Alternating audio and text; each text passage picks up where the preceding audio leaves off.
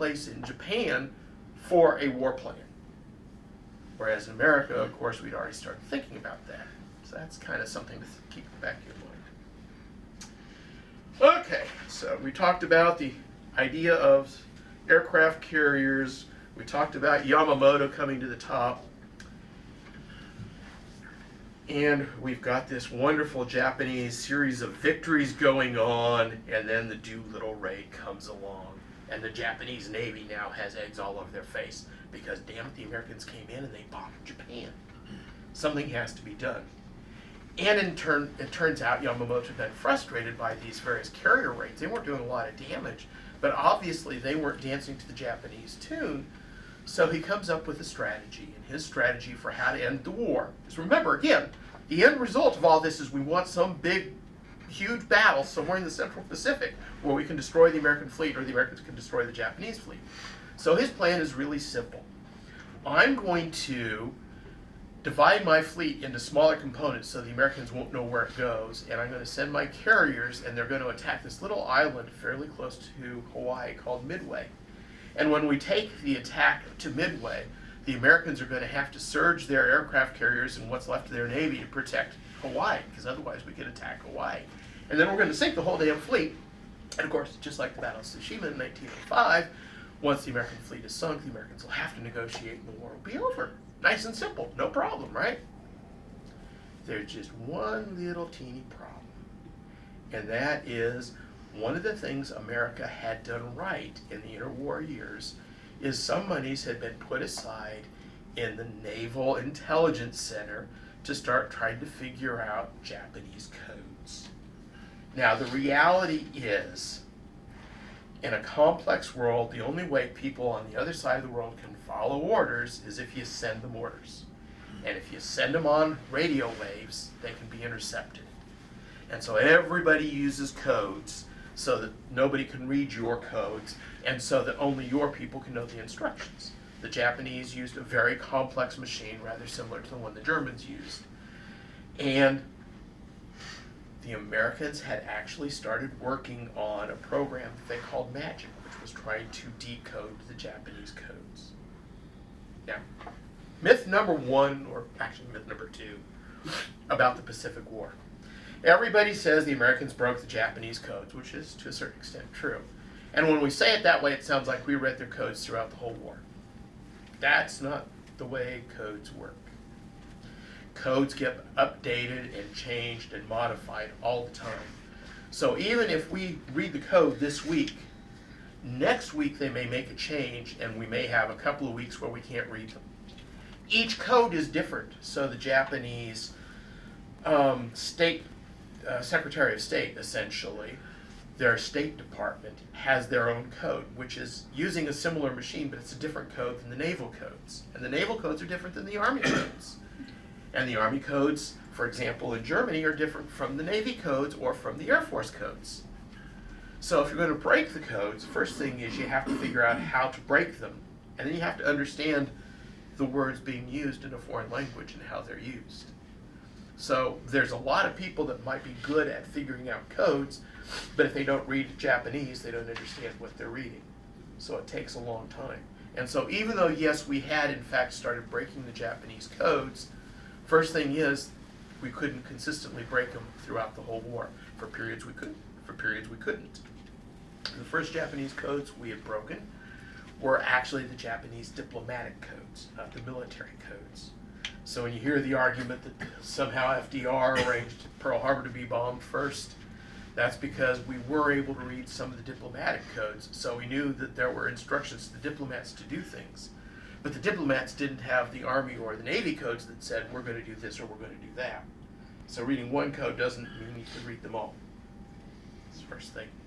Second thing is, for the most part, the Japanese weren't using either the naval or the Army codes very much, because they're able to actually use landlines to communicate.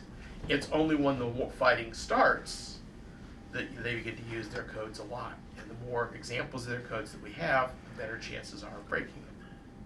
Now, another example of this, on the other side of the ocean, we know now that the British and the Americans, the British in particular, had come up with a way of reading the German codes. One of the ways they read them is every day, every single German U-boat had to send a report back to headquarters in France. And every single day's reports began the same way. Heil Hitler, blah, blah, blah, blah, blah, blah, blah, blah, blah, blah. Okay? If you know that the first, 12 letters are going to say Heil Hitler, you can eventually figure out what those 12 letters are, right? So you can start figuring out how to break down the code. It may take you a couple months, but if you got 4 or 5 years of fighting, eventually you're going to figure it out, right? Japanese had some similar problems too. By the time the last negotiations were taking place before Pearl Harbor, we had broken the Japanese diplomatic code. We did not break the naval codes until well after Pearl Harbor, but we had started to break them.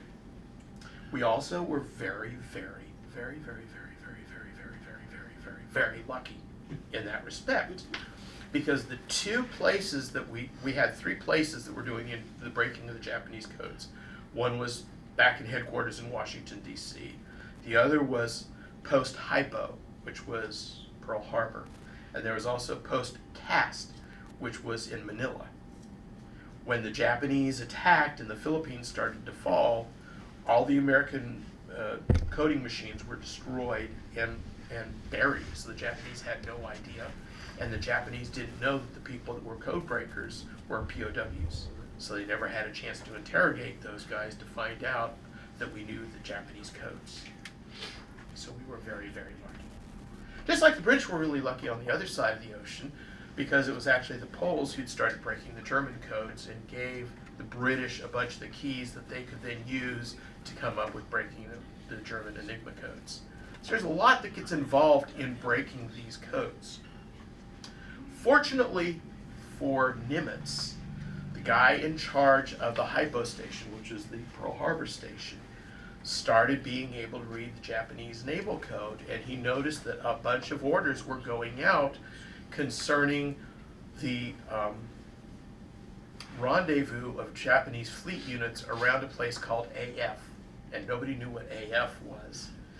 And he made the assumption that I think they're probably planning to attack Midway to draw us into attacking them.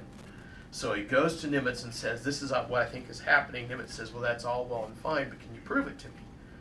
So one of the guy's subordinates said, hey, I've got an idea. Let's have a message sent from Midway saying that their desalinization plant has broken down. They're running out of fresh water. And they're just going to send it on the open radio. And 2 days later, there's a message on the Japanese code that says American troops on AF Island are short of fresh water. Now we know where the Japanese are going to be and when they're going to be there. Now the Japanese plan, one of the Japanese problems in World War II is they're very complex plans, is the Japanese Navy is divided into 4 basic components that are going to arrive in 3 different waves off of Midway. So they can start the attack and then have more forces and then have follow-up forces with landing forces to actually take over Midway and fortify it as an island, so they can keep bombing Pearl Harbor from there and make Pearl Harbor less useful as a base for the Americans. But now, Nimitz knows where the Japanese are coming and what day they're supposed to be there. And as a friend of mine once said in a song of his, an ambushed ambush isn't very nice. And that's exactly what happens, is Nimitz plans to move all of America's carriers, he's going to risk them, to a place the Japanese don't expect him, because the Japanese think first they're going to hit Midway, then our fleet is going to have to sortie from Pearl Harbor, and the Japanese carriers will be waiting to ambush the Americans. But instead the Americans are waiting just out of range, waiting to find the Japanese fleet. So an ambush isn't very nice. And that's actually what's going to happen to the Japanese. Now,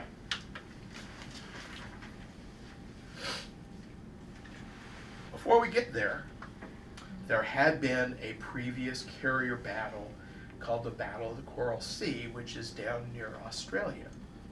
So one of the problems the Japanese Navy had is what sometimes is called the victor's disease. Every time you get a victory, you keep thinking the other guys are really stupid because we keep beating them, right? That's the first thing. Second thing is, The Japanese plan is to destroy the American fleet, but we might as well have a really nice defensive perimeter that we can protect.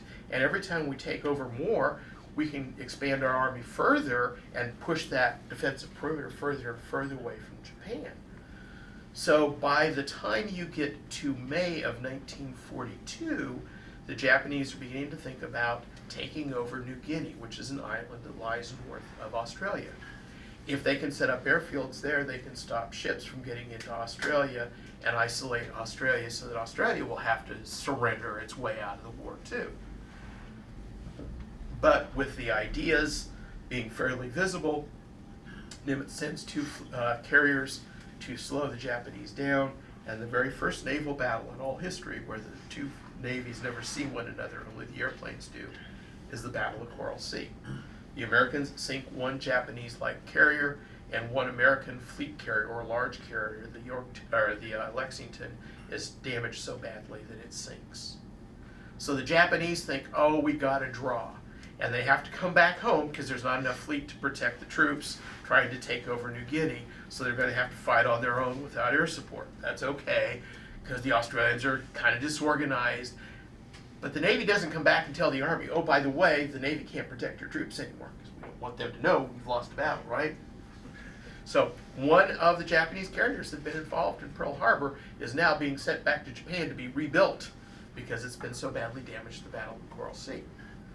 So now this Japanese organization, what they call the Kido Butai, which is this organization of the three carrier divisions of the Japanese Navy, they've lost one of their small aircraft carriers, but they're also not necessarily winning now. And the problem is, not only have they lost that little battle, strategically at least, but their pilots and their ship's crews are tired. Remember what I said about Pearl Harbor? First you got Pearl Harbor, then you got Wake, then you got Malaysia and Singapore, then you got the Netherlands, East Indies, then a raid into around Ceylon. Those pilots are getting tired. And here's one of the problems the Japanese have, and we didn't. The Japanese made sure that their carrier pilots and aircrew were the best of the best of the best. If a person trains to become a pilot, the way you know how well they have learned is in part how many hours of time have they spent flying.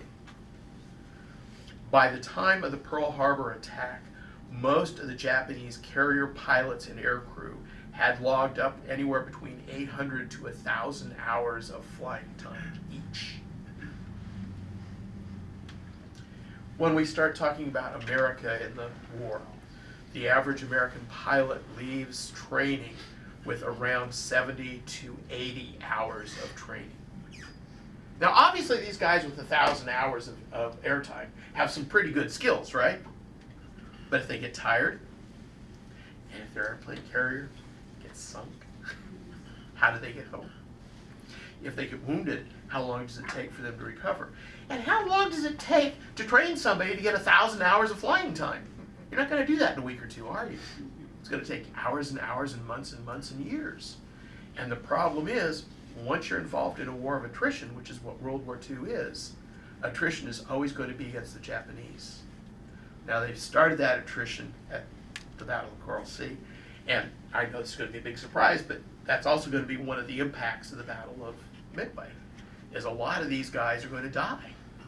When 3 of the 4 major Japanese carriers are sunk, where do all those pilots go? And the Japanese haven't invested a lot of money in search and air rescue planes because they don't need them very often, because the aircraft carrier will always get through, right?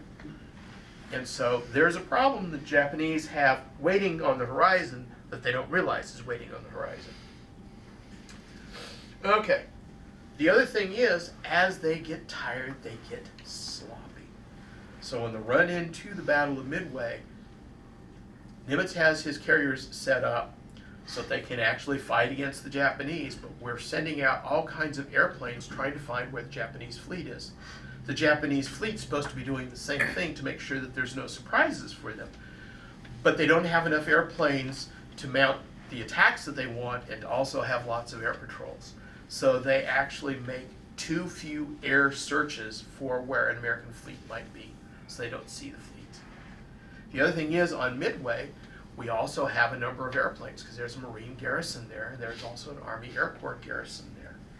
And many of those airplanes are being used for air-to-air searches, trying to find the Japanese fleet. So again, an ambush isn't very nice. When they don't find us and we find them, they're going to have problems. So they actually open the battle by first bombing Midway. They come in, the Marines send up their airplanes, the Army Air Corps sends up their airplanes. There's some air-to-air combat, and most of the American planes are shot down. The long-range bombers like the B-17s go flying out to where they expect the Japanese to be. They try to attack the Japanese carriers, and the first thing we find out is that dive bombers are really good against ships. Level bombers aren't very good against ships, because as the ship realizes it's in danger, it doesn't sit there just going, oh, I think I'm just going to stay still. They're going to drive here and here and here and here and here and here, and they're going to shoot with every gun they can possibly get at.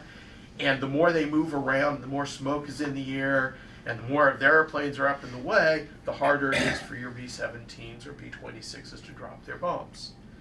And so the Army, Air Corps, and Marines surge something on the order of 50 bombers against the Japanese fleet, and they don't manage to make a single hit on a Japanese warship, because they're not really made to do that. So while that's happening, the American reconnaissance planes have found the Japanese fleet. So then the Americans launch their planes.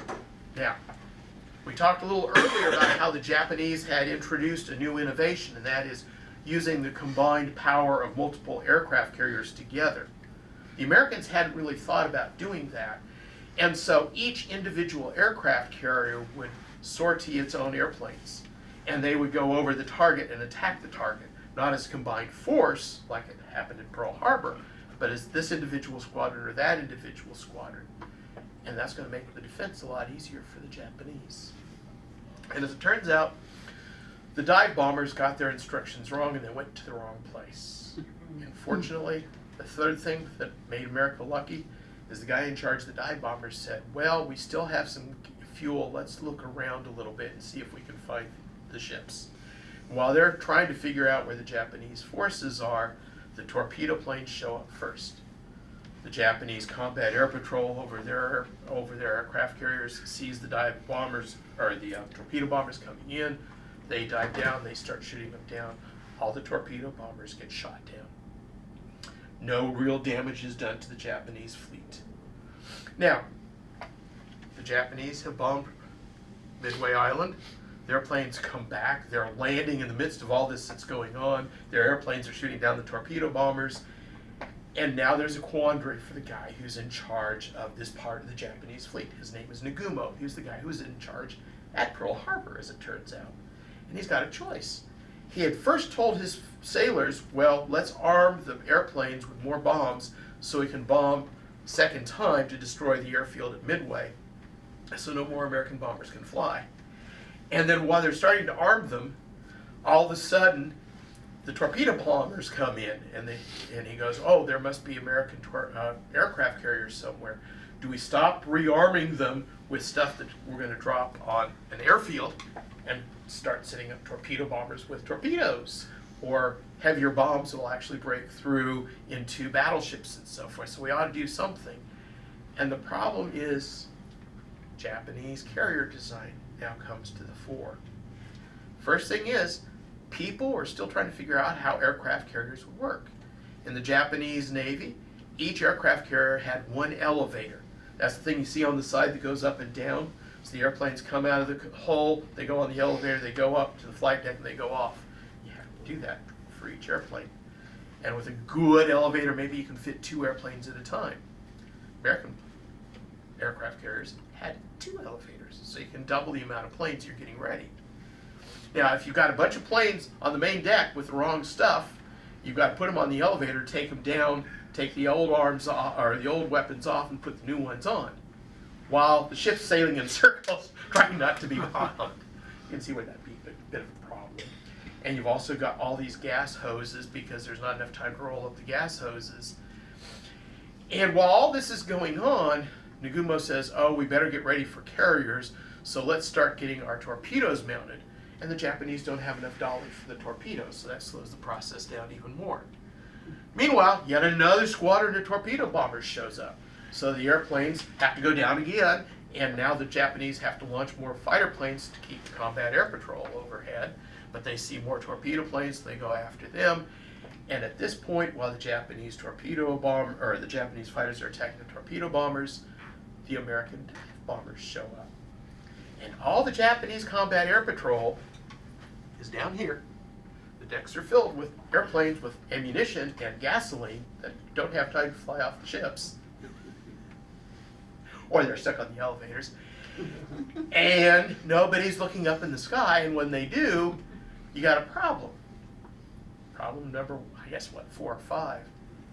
On an aircraft carrier, the way an aircraft carrier actually gets airplanes into the air is they sail into the wind as fast as they can go, or motor into the wind. So as the wind hits the deck of the airplane or of the aircraft carrier, it lifts. That gives more lift to the airplane so they can go off of a shorter deck. So the only way you can get your airplanes off is if you head into the wind and go as fast as you can while you're trying to dodge all the guys up above, while your gunners are trying to shoot there or down here, and oh, there's a problem. And the American bombers aren't very good, as it turns out. But Americans get lucky that 5th time. And in a period of about 4 to 5 minutes, 5 American dive bombers drop bombs onto the decks of 3 of the Japanese main carriers. And all 3 of those carriers will end up being sunk before the day is out, because fires start in between decks. And the other problem for the Japanese, they don't like to have too many mechanics. They don't want to have too many plane handlers and so forth, because those are guys that can't be pulling a rifle. So if you have less guys that are doing administrative stuff, then the pilots, you have more pilots, right? But you don't have enough people to pull the bombs off, to put on the torpedoes, et cetera, et cetera, et cetera. And you can begin to see where this is going to create a problem. You also only train the officers for fire control. And here's that last horrible thing for the Japanese. One of the bombs actually lands on the Akagi, which is one of the major carriers that had led the attack on Pearl Harbor. The bomb landed on what they call the island, which is the headquarters of the ship. And that's where most of the officers are on board, because they're trying to coordinate all the activities. Only a small number of officers were trained in fire suppression. And if 2/3 of your officers are killed or badly wounded, who's going to tell the sailors what to do in order to stop the fires? There's nobody in control of that. And also the power system goes out. And so all 3 of the Japanese major carriers that got hit in that attack are eventually going to be scuttled or sink on their own, because there's not enough people on board the ships to actually do fire control.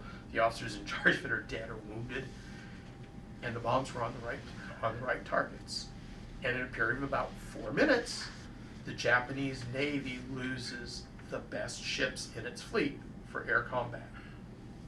Now, the Japanese still has a couple more carriers being built at home. It has 3 or 4 other light carriers scattered around. But 4 of the major 4 fleet-level carriers in the Japanese Navy are going to be sunk or terribly damaged at the Battle of Midway. That's where the initiative passes from the Japanese to the Americans. The 4th carrier finally gets its planes up. They find the American carrier, the Yorktown. They bomb it and eventually damage it so badly it will be scuttled by its crew as well. So as a result of the fighting at Midway, the Japanese lose 3 fleet carriers. The Americans lose 1. The Japanese lose 248 aircraft. The Americans lose 150. And the Japanese lose over 3,000 dead, and the Americans 300. So you can begin to see those numbers. And again, remember, all the pilots and air crew and so forth, they no longer have places to land. What do you do with all those airplanes? The lucky ones are able to land, and the airplanes are rolled off the deck. because you have to have room for the other planes to land too, but before they run out of gas. So these really experienced aircrew, you lose a lot of them for the rest of the war. And here's the thing that we forget. Talk about it. We've won the touchdown. We've won the big battle at Midway. Everybody thinks it's all over with. Following Midway,